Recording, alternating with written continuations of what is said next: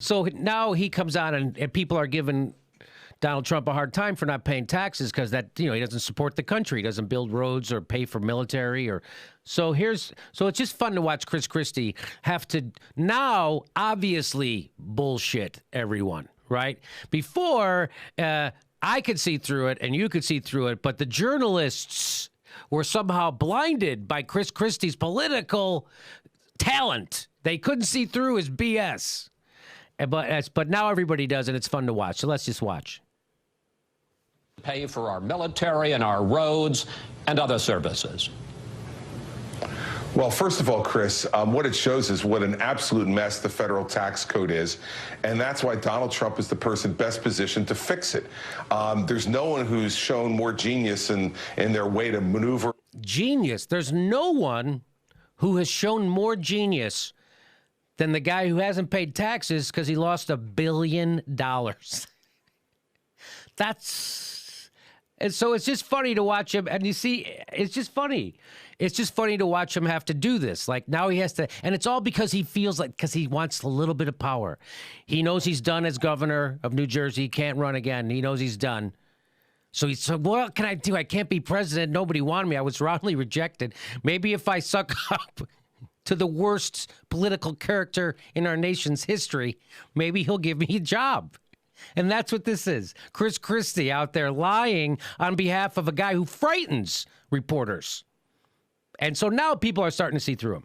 Around the tax code and to rightfully use the laws to do that. And he's already promised in his tax plan to change many of these special interest loopholes and get rid of them so you don't have this kind of situation. And I think the worst part, Chris, is this is the tax code that people in America suffer under every day.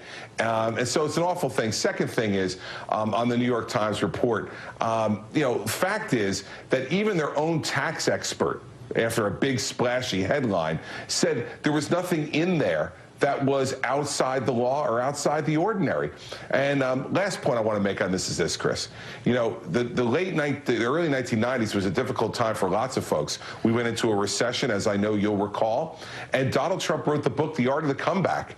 This is a guy who, when lots of businesses went out of business in the early 1990s, he fought and clawed back to build another fortune, to create tens of thousands of more jobs. And this is actually a very, very good story for Donald Trump. Wait. Whoa. Yeah. Wait. I'm pretty sure you're 100% full of shit. Yeah. Right? I got to decide which bullshit to respond to. Yeah. I let you make 3 or 4 completely bullshit statements there. Yeah. Wait. We usually we don't have a fact check mechanism here at Fox News, but wait. Hang on. Well, you're fucking lying. Yeah. Yeah. You're just spitting. You're polishing a turd. Yeah. Whoa, wait. So it's just fun. It's fun. Even Fox News calls out tub of lying crap Chris Christie. It's nice. That's nice. Finally. Now if we could just get Joe Scarborough and Micah to figure out that this guy's a big tub of whatever, which he is. Oh, completely. It's amazing that their strategy, and I guess in a way there's a logic to it because they've already convinced, their job is to basically maintain their base's energy.